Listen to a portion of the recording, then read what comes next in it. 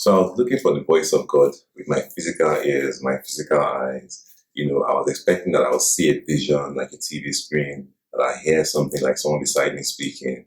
And I will tell you, because I've done a lot of research on this, I've done a lot of studies. People do hear this, but this is very, very rare. In fact, one of the first things that happened to me when God started opening himself up to me was I was hearing, like, I could hear something. Sometimes I'll hear a knock on the door, and I'll go and open it up expecting that there was someone there, but there was really nobody there. And it was the Lord introducing me to himself, if I can say that in a way. Then one night I slept, I had a knock on the door, very, very loud knock on the door. In fact, I was very scared that night. I thought, who will be knocking my door at 2 a.m.? What's going on? So I went there, I didn't find anybody there. And I said a prayer in my heart, Lord, what's going on? And he said he wanted to speak to me, or something like that. So I went back to bed, and, in my sleep, I just heard this in my mind, Isaiah 32, so I woke up, I jumped out of bed, okay, Isaiah 42, what verse? Said verse 16.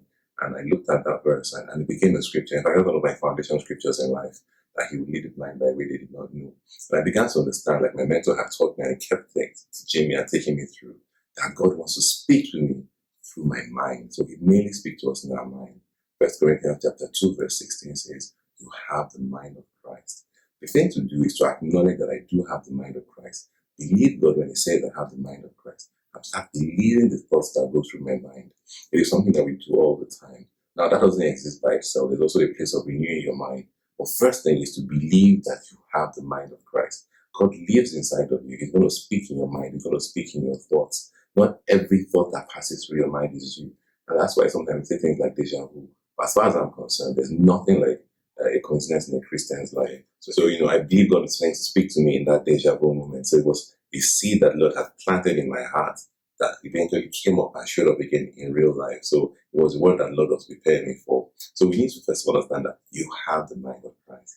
A lot of us make this confession, we speak it out all the time, but do you understand what it means? You know that it means that your thoughts actually the thoughts of God. So begin to believe in your thoughts. James chapter 1 tells us that if anybody lacks wisdom, they should ask of God, but let him ask in faith, not doubting. Why don't you doubt? Because if you didn't have wisdom in the first place and you pray to have wisdom, God is going to give you wisdom. But you need to believe when that wisdom comes. How is the wisdom going to come?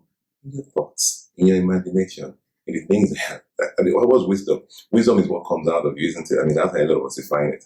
So you have to believe what's coming out of it is actually the wisdom of God. Believe what's coming out of it is the mind of Christ. Hold on to that.